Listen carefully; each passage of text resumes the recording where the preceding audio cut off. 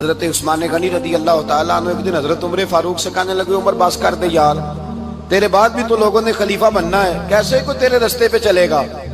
تو حضرت عثمان غنی سے جناب عمر کہنے لگے کیا ہو گیا؟ آپ فرمانے لگے کل میں دیکھ رہا تھا کہ لوگ باغ میں مزدوری کر رہے تھے اور آپ امیر المومنین ہو کے ان کا ہاتھ بٹا رہے تھے تو حضرت عمر کہنے لگے بوڑھے تھے، بیمار تھے، مزدوری کر رہے تھے تو پسینہ بہہ رہا تھا، کیا ہو گیا اگر تھوڑا سا میں نے ساتھ دے دیا؟ حضرت جناب سیدنا فاروق اعظم یہ لفظ کہتے ہوئے رو پڑے۔ آپ فرمانے لگے میں کسی بادشاہ کا شہزادہ نہیں، میں بھی اسی باپ کا بیٹا ہوں جو اونٹ چرا کے گزارا کیا کرتا تھا۔ حضرت ابو ذر غفاری رضی اللہ تعالیٰ عنہ فرماتے ہیں میں اپنے ماتحتوں کے حق میں بڑا سخت تھا، سخت تھی میری طبیعت، میرے غلاموں کی جرت ہی نہیں تھی کہ وہ میرے سامنے گفتگو کر سکیں اور ٹھہر بھی سکیں۔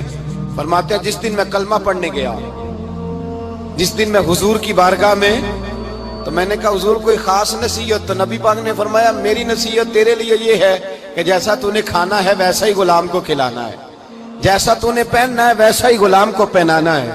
حضرت ابو ذر کہتے ہیں جو میرے اندر کمی تھی وہی میرے نبی نے نصیحت کر دی، جو میرے اندر کوتاہی تھی وہی غیب جاننے والے رسول نے بتلا دی۔ فرماتے ہیں میں گھر گیا، جب میں جاتا تھا تو ملازموں کا سانس خشک ہو جاتا تھا، وہ کانپنے ہانپنے لگتے تھے کہ جانے اب یہ کیا کرے گا۔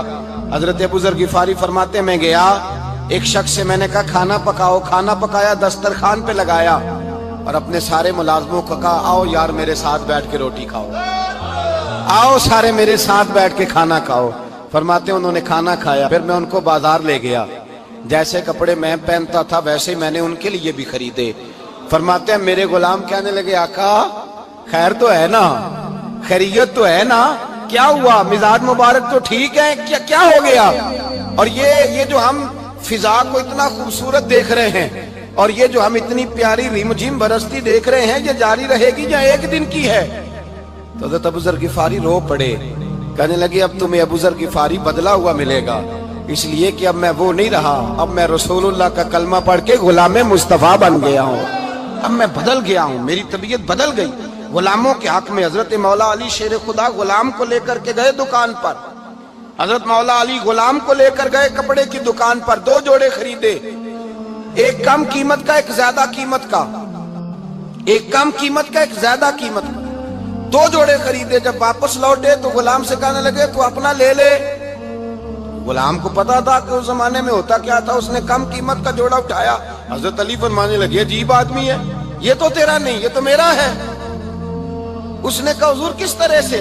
آپ فرمانے لگے تیرے لیے قیمتی جوڑا اس لیے خریدا ہے کہ تو جوان ہے، اور میں نے اپنے لیے اس لیے چھوٹا خریدا ہے کہ میں تو اب بوڑھا ہو گیا ہوں، مجھے تو حاجت نہیں۔